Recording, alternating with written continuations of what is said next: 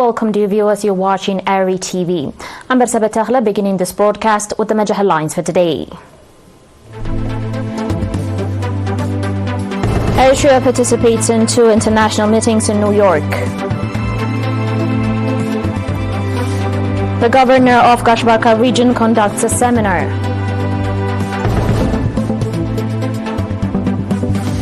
The IMF approves a $7 billion loan to Pakistan.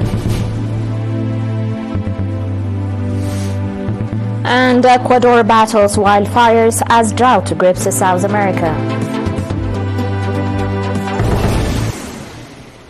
On your domestic reports, Eritrean Foreign Minister Osman Saleh participated in 2 key international meetings on 25 September 2024, where he expressed Eritrea's solidarity with the people of Sudan and called for coordinated global action to address the growing threat of sea level rise.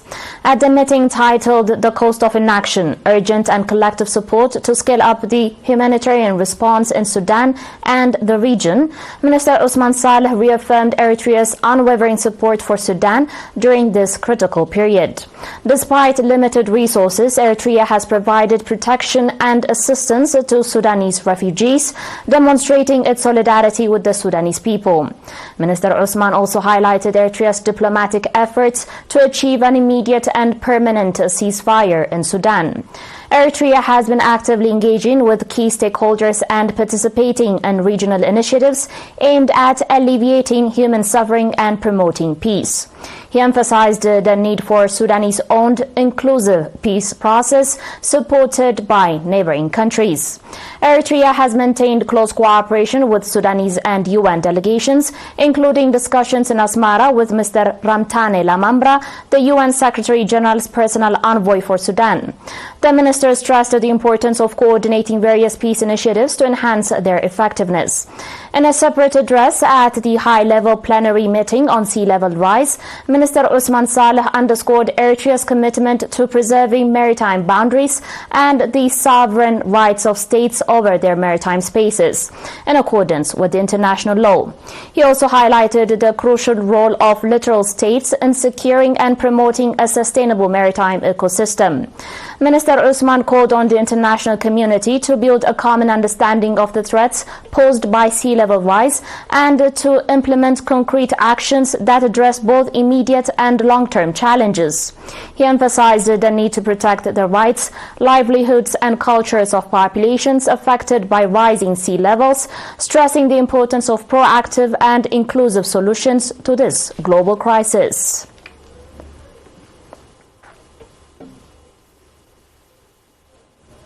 The governor of the Gashbarka region, Ambassador Mahmoud Ali Houri, conducted a seminar on 20 September focused on reinforcing the organizational capacity of the PFDJ, strengthening the role of cadres in national development programs, and enhancing their understanding of regional priorities in Barantu. During his briefing, Ambassador Mahmoud highlighted the ongoing activity carried out by the regional administration in collaboration with the regional PFDJ organization and its partners. He urged cadres to capitalize on the organizational strength of the PFDJ and to mobilize society in support of national endeavors. Ambassador Mahmoud also emphasized that fostering societal and revolutionary values in youth should be a priority for the cadres. He noted that the regional administration is actively working towards this goal and encouraged the cadres to increase their involvement. The head of the PFDJ branch in the Gashbarka region, Ambassador Mahmoud Ali Jabra, also stressed the importance of strengthening the role of cadres in enhancing the organizational capacity of the PFDJ in the region. Participants expressed their readiness to heed the timely call and proposed several recommendations, including the renovation of the highway connecting Asmara to Barantu, improving transportation, allocating land for residential purposes, and organizing visits to developmental and historical sites, among others.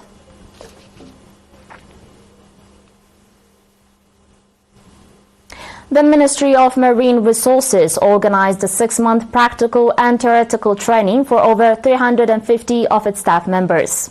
The training program covered various topics, including an introduction to fishing material and techniques, mechanical marine work, steel and woodwork, the basic science of sea journeys and boat riding, refrigeration systems, renewable energy in coastal areas, fishing preparation and processing, information technology, marine resources and environmental management, as well as marketing procedures and fish quality standards.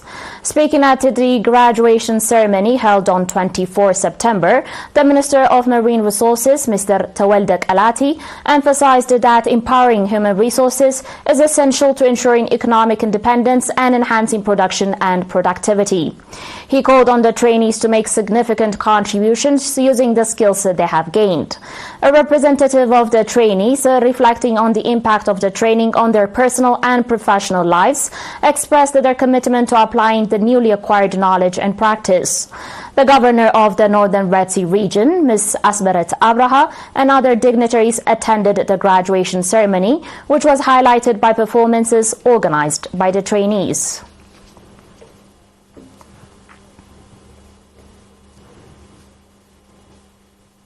On your last local report, Eritrean nationals residing in the Italian cities of Rome, Milan, Torino, Parma and Catania commemorated the 63rd anniversary of the beginning of the Eritrean Revolution with various events. At the commemoration event held in Rome, Mr. Fissahatian Petros, the Eritrean ambassador to Italy, delivered a speech emphasizing that the 1st of September is a symbol of the rebuff to colonialism. He added that the annual events organized to commemorate the day reflect not only the 30 years of war for independence, but also the resilience and victories achieved since. Similar briefings were held in other Italian cities, delivering the same message of the day. The commemoration events were highlighted by a variety of cultural and artistic performances celebrating the significance of the day. The viewers will be back shortly with their international reports and more, so please stay tuned.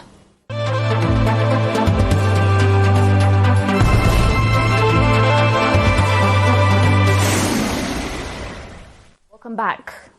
The International Monetary Fund, or the IMF, has approved a $7 billion loan to cash-strapped Pakistan.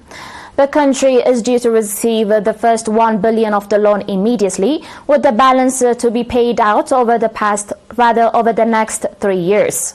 Prime Minister Shehbaz Sharif welcomed the decision and thanked the head of the IMF, Kristalina Georgieva, and her team. Pakistan has taken more than 20 loans from the IMF since 1958 and is currently its fifth largest debtor.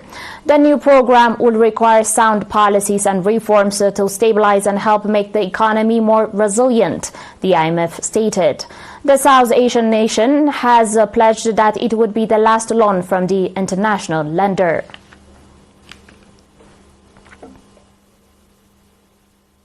On today's final report, firefighters in Ecuador are working to contain a number of wildfires outside the country's capital as several South American nations struggle with the effects of widespread drought and record-setting blazes. Quito was covered in smoke and ash on Wednesday as some 2,000 firefighters rescue workers and members of the military worked to evacuate residents and push back the flames. At least 6 injuries have been reported so far. Mayor Pavel Munoz told reporters that lower nighttime temperatures could help firefighters in their efforts. Munoz described the situation as critical and said 2 firefighters had been hurt battling the flames. Record-setting blazes have broken out in countries across South America, including Brazil, Colombia, Venezuela, Bolivia, and Peru, as the region has been hit by severe drought. In a social media post, Quito's fire department said it was dropping water on the blazes to try to help firefighters working to contain the flames.